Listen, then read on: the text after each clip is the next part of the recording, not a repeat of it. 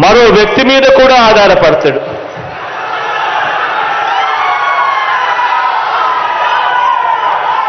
ఒక దత్తపుత్రుడిని యాక్టర్గా పెట్టుకొని డ్రామాను కూడా ఆడుతాడు.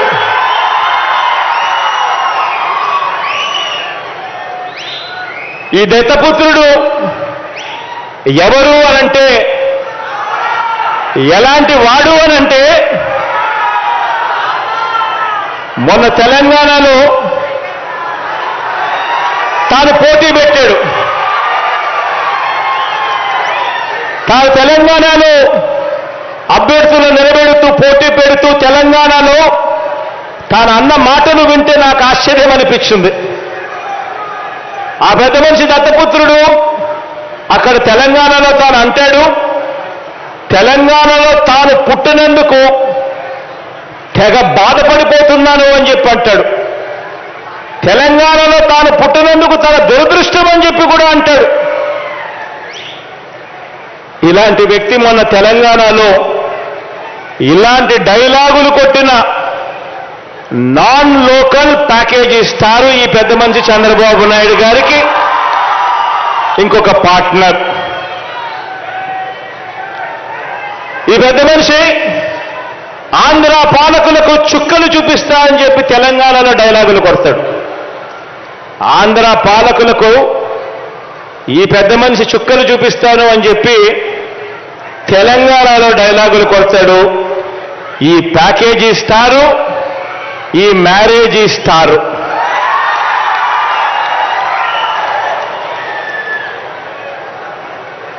ఈ పెద్ద మనిషి పరిస్థితి, ఈ దత్తపుత్రుడి పరిస్థితి అక్కడ ఎలా ఉంది అంటే,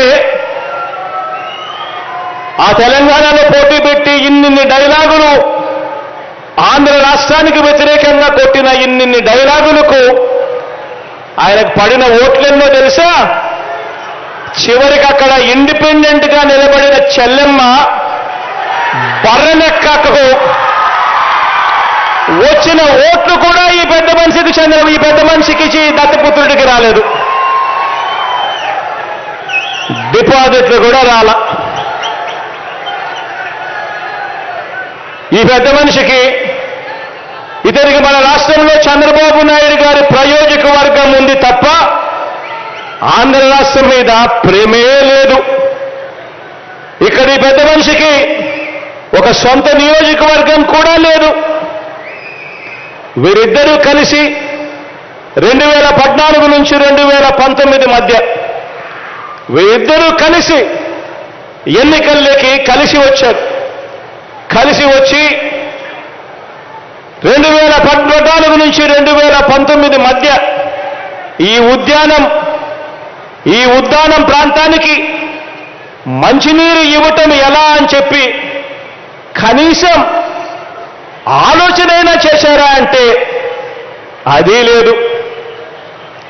2014 నుంచి 2019 వీరిద్దరూ కలిసి పోటీ చేసి కనీసం ఉద్యానం ప్రాంతం ఇంత దారుణంగా ఉంది, ఇక్కడ kidney research hospital, super speciality hospital ఇక్కడ నిర్మిస్తే ఇక్కడ ప్రజలకు మంచి జరుగుతుంది అని చెప్పి నిర్మించారా అని అంటే అది కూడా లేదు. వీళ్ళు బాబు అధికారంలో ఉండగా ఉత్తరాంధ్రకు చేసిన మంచి లేదు.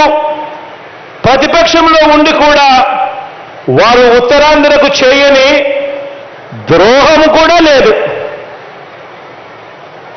రాష్ట్రంలో అతిపెద్ద నగరమైన విశాఖను పరిపాలనా రాజధానిగా చేస్తాము అని మీ బిడ్డ అంటే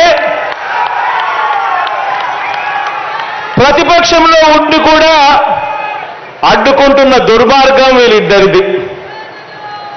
ఇక్కడే ఉత్తరాంధ్రలో మీ బిడ్డ ఒక బిల్డింగ్ కట్టినా వీళ్ళు ఏడుస్తారు. ఇక్కడే ఉత్తరాంధ్రలో మీ బిడ్డ 4 ఆఫీసులు పెట్టినా వీళ్ళు ఏడుస్తారు. సీఎంగా నేను ఇక్కడికి వచ్చి ఉంటానంటే కూడా ఏడుస్తారు. ఈ ప్రాంతంలో ఇంటర్నేషనల్ ఎయిర్పోర్ట్ వస్తుంది అంటే ఏడుస్తారు. ఈ ప్రాంతంలో ఏడుస్తారు. ఇక్కడ ఈ ప్రాంతానికి మెడికల్ కాలేజీలు, రీసెర్చ్ సెంటర్లు మనం ఏర్పాటు చేస్తున్నాము అని అంటే కూడా ఏడుస్తారు.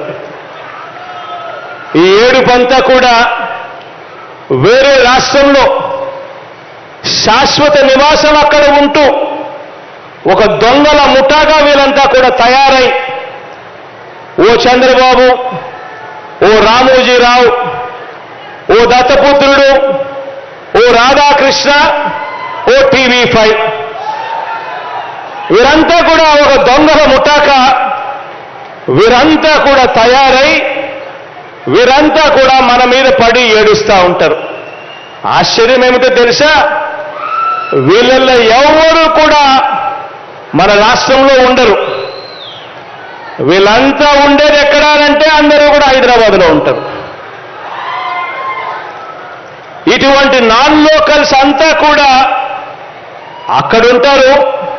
కానీ మన రాష్ట్రంలో మన ముఖ్యమంత్రి ఏం చేయాలి అని, మన ముఖ్యమంత్రి ఎక్కడ ఉండాలని, మన రాజధానులు ఎక్కడ ఉండాలి అని ఈ నాన్ లోకల్స్ వేరే రాష్ట్రంలో ఉంటూ వాళ్ళు నిర్ణయిస్తామని చెప్పి మనకు చెప్తారు. దానికి తగ్గ